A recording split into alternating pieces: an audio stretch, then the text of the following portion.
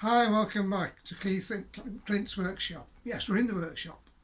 Now today we're going to do something a little bit different. That is, I'm going to introduce you to Rodney. I've just been outside and it's been blowing a gale and I'm having a bad hair day. I really am having a bad hair day. But anyway, I want to introduce you to Rodney. Now Rodney's not my next door neighbour, that's vital. But anyway, Rodney is the Rodney Milling Attachment, which is commonly associated with Myford Lathes. But the Rodney Milling Attachment that I've got is the biggest one. It's for a vertical milling attachment, and it's suitable for not only all the Myfords, ML7s and things like that, and Super 7s, but this one I've got, it's got riser block on it as well, which is available, and it can fit onto other machines and it may make it higher or whatever it is, and it's configured at the moment, as you will see, to fit a Boxford. So this one it's the biggest, and I'm going to show you one or two things about it. Okay, so this is Rodney. Now bear with me because I'm going to move around this workshop and it's not easy. Whoops. And let's see what I can do, whether we can see Rodney. Just a moment.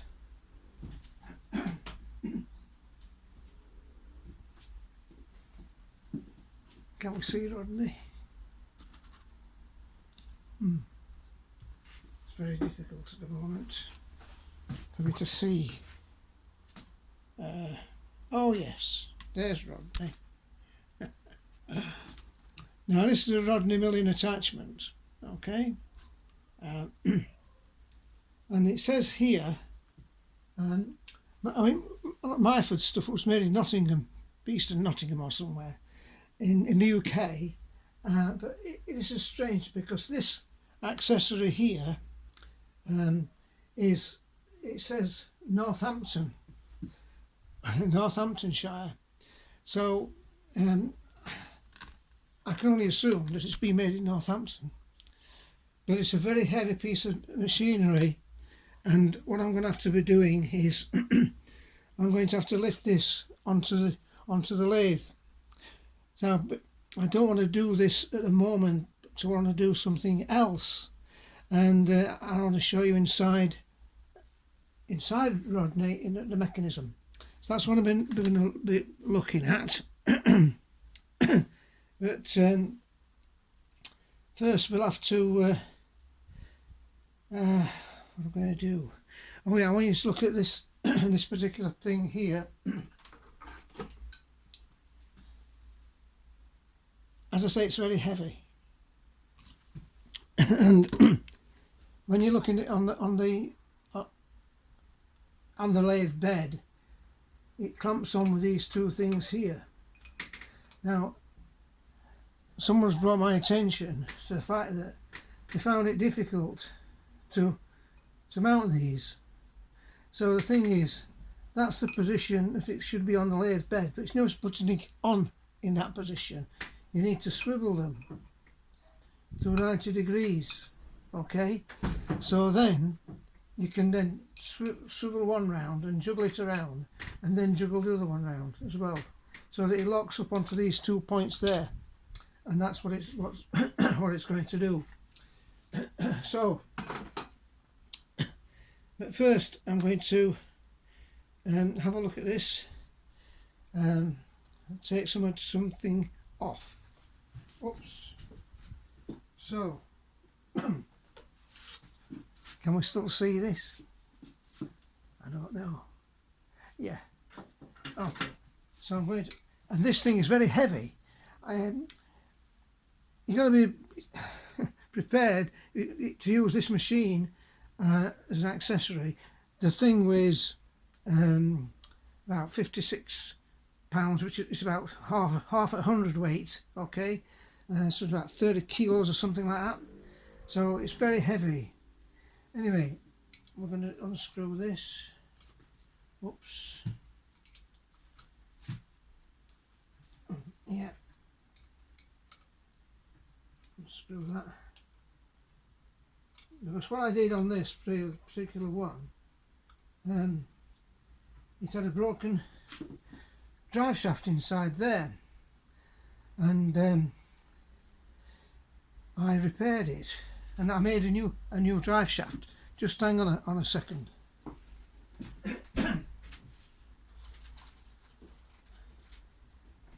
So this was the broken shaft, which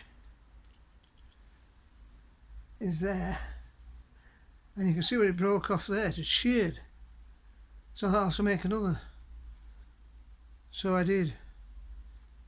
There was another part to it, which I machined to salvage the part for something else, but that's how it was. And there's a bearing fit at both ends there, so we'll see what we can see when I take this off. Okay, now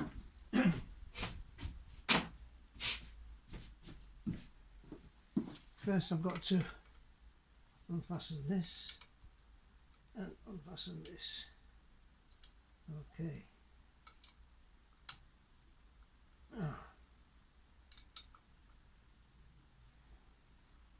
Now, as I say, it's very heavy. Now I'm going to, oops, you have to bear with me because I've only got, it's a small workshop really for doing jobs like this, and I'm going to take my coat off a minute. Now,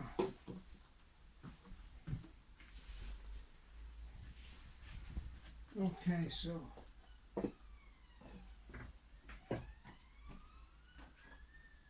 let me take this coat off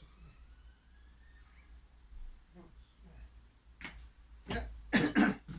So where were we? Yeah, I'm taking this off, and before I do that, I'm going to see if I can prop it up to get to the other side. And I've not. This is a job that you don't very often do. So I've got to try to prop this up somehow.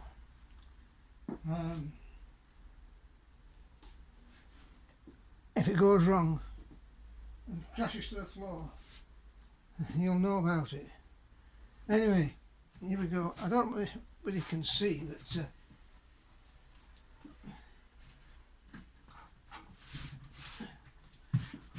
what I've got to do is to try to move it. So if you can't see it when I was moving, it's tough because I've got to get in the best lifting position. Okay. So, oops, we go.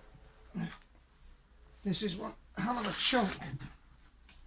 Oh, good grief. So I'm going to try to lay it on its side.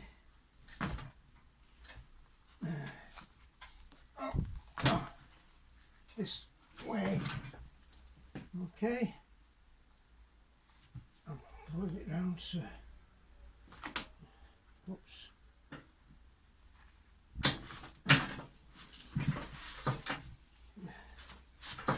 Not easy this.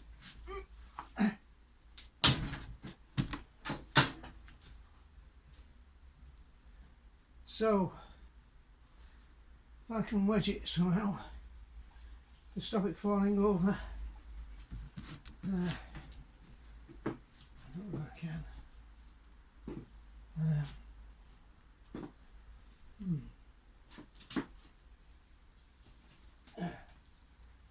Wedge it with a bit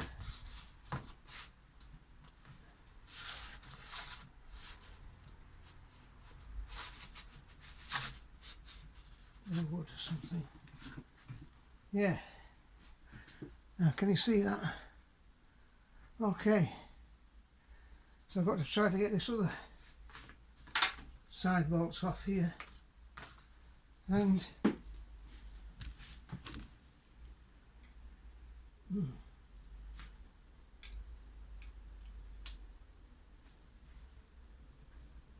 oh. Can we see what's going on here? Yes. This is actually as it's happening. Okay. So that's loose. We've got the other ones loose. And I've got this one to unfasten. And this is a very rare piece of kit, folks, you know. It's difficult to get. This doesn't want to go.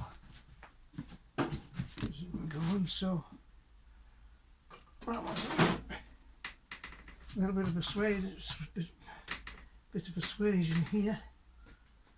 Things you've got to do. Okay. Somehow doesn't want to fit on, but we'll see.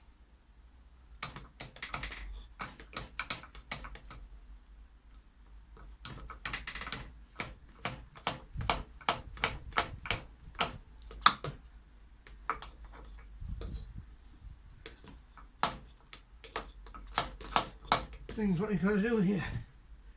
So just managed it. That's just managed it. Wow. So oops.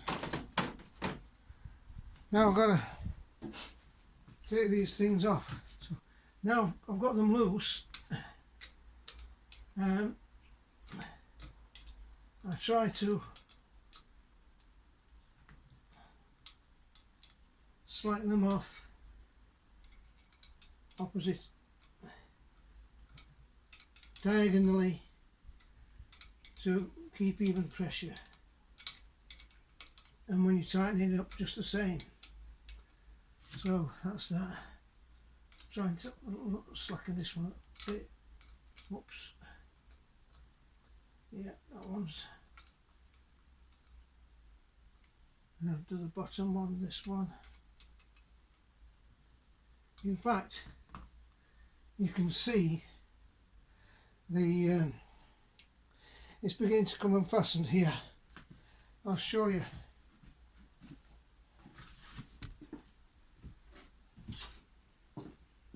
Let me see. You see this device here? It's slackening it off there. Okay. See the gap? Okay, so that's that.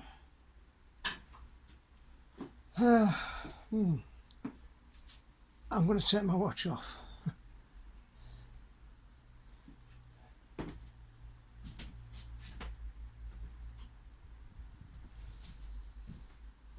And I'm going to get to yes. So unfasten this one a bit more.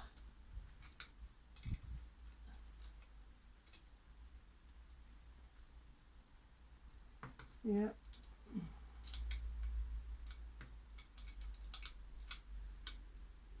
I'm going to see if I can tilt it round a little bit for you. Whoa. See what's happening. Yeah. Best we can do, really. You just have to bear with me a bit, so I'm just showing you the problems as they occur.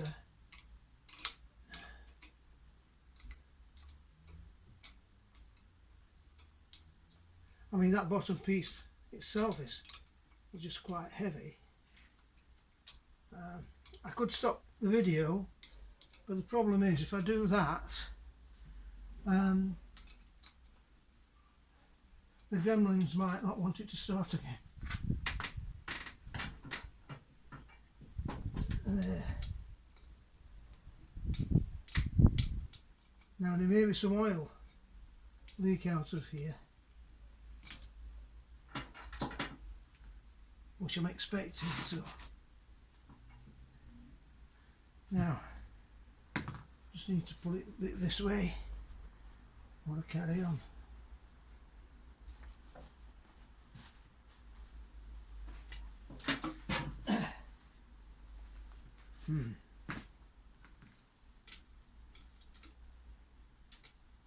See the gap now, look.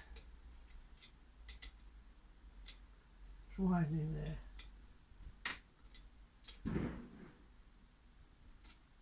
And it will soon be off. However, I'm going to try to maintain some of the oil inside if I can.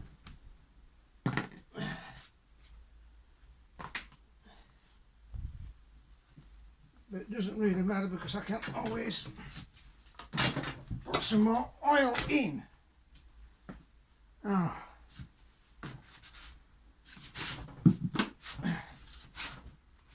As I said, this video is not easy to do. However, not to worry. We'll try to get this heck. What's the spanner then? The wrench. Right. I'll take this one off.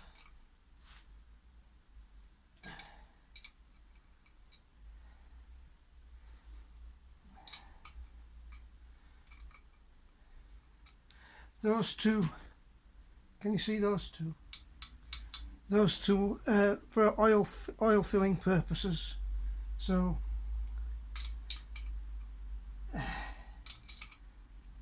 to fill it up with oil. Anyway, I'm getting this one off, but it's still a bit tight. I want you to realise that it's not, these jobs are not always easy to do. So I know a lot of people stop the video, but in this instance I'm going to keep it running, and that's one off. Now I'm going to release the other diagonally. Whoops, here we go, so you can see it.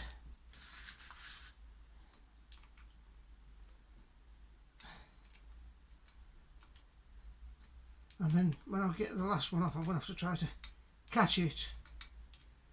Okay, and this is coming off okay.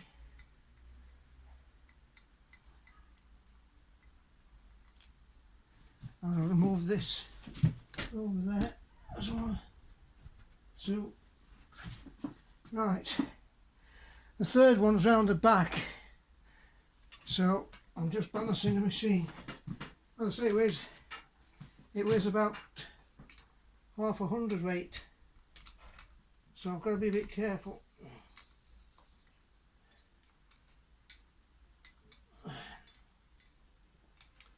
And it's a huge casting, cast iron for rigidity.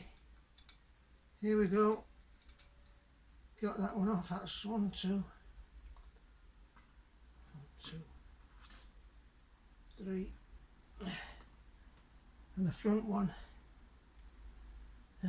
that's the front one. I'm trying to keep these in the order that they came off. So this is going to be the delicate part, folks.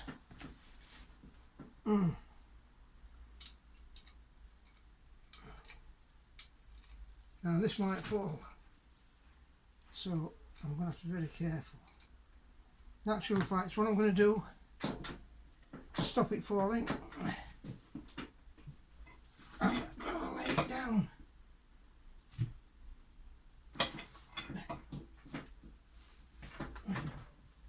Now you see, at least it stopped it from falling on me, and now there's more oil coming out.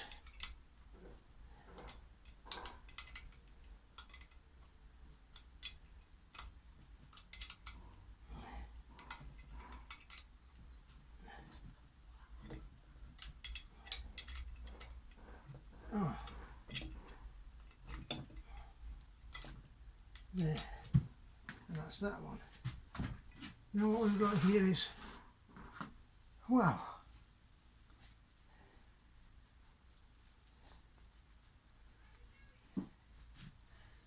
oh,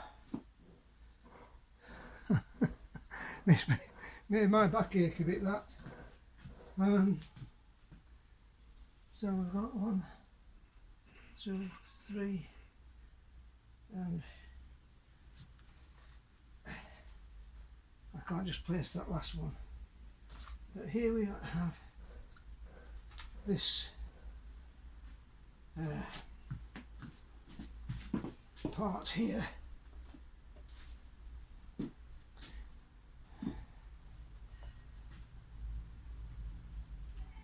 And this is a gasket that I made, which, however, I seem to have lost the other screw somehow, but I think it's underneath here. What I want to show you is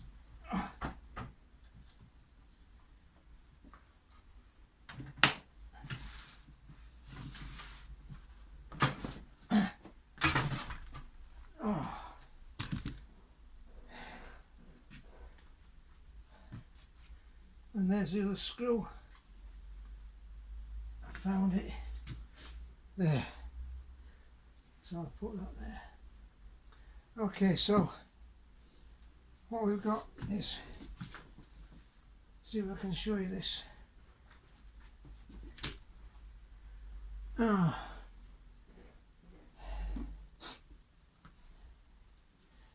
move this out of the way first, because this is basically an oil. This is basically an oil bath. So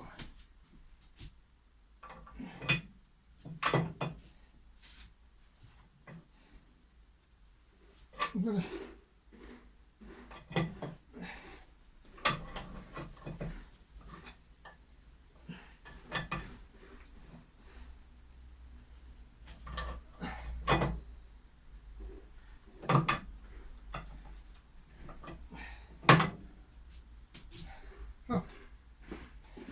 look at that oil. So I'm going to try to lift this up so you can see inside what the problem is. Right there.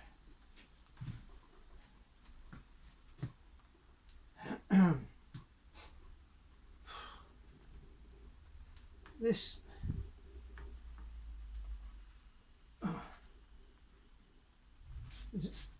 handle moves the quill.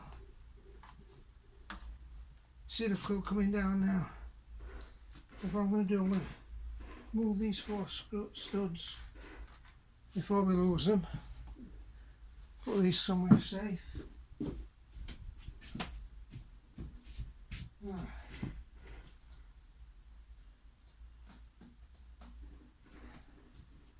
Somewhere safe, remember.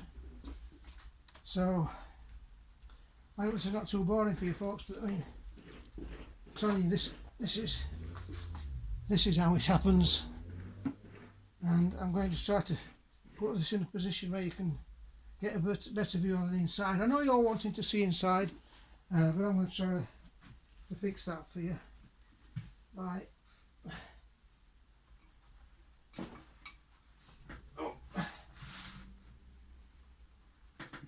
moving it there like that. And with a bit of luck, it'll hold on. Oh, now it's not dropped on my foot yet. I don't think it will, but excuse me.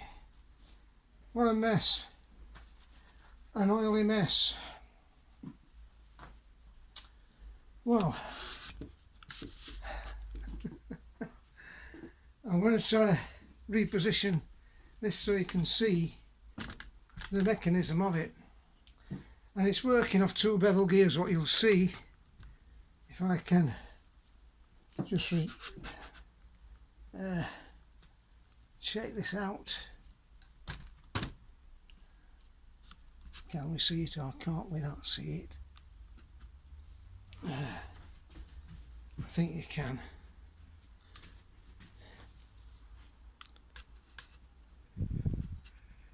Yeah, I think you can see that. We've got two bevel. There's one of the bevel gears, the other one's underneath it. Okay, and I'll just twiddle this round so you can see what's happening. And you see the spindle is moving. I'm just going to put a glove on for this.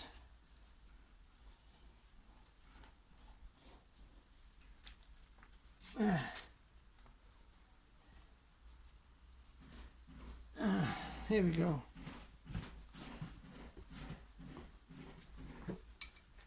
So you see the spindle is moving up. I don't know if you can see that. Maybe not. But that's what it is anyway, the two bevel gears. And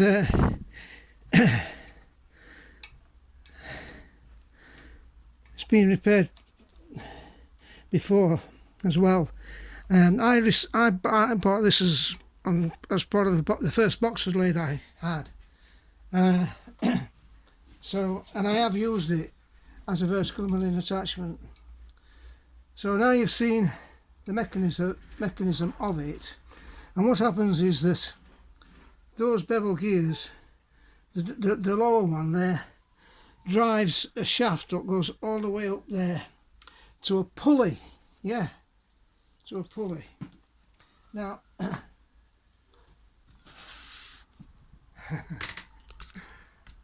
oh, my back aches.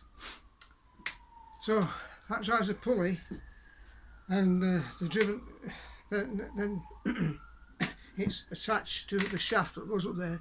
Then that driven pulley, the driver pulley, then drives a driven pulley, which is connected to the spindle or the quill, and then that moves around as well. So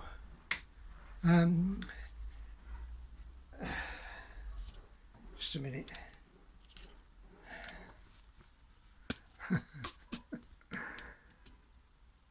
This is the first video regarding the just a minute. Oops. As I say, when you're in this workshop, it's not always easy to get optimum views. So that took a little bit longer than I thought it would be. Thought it would do, and I shall continue with this video at a later date. So this will be part one of the introduction to Rodney, and then I'm going to show you on later videos how we attach it to the lathe. And as I say, it weighs about 1/2 weight, so that's one of the disadvantages of that thing.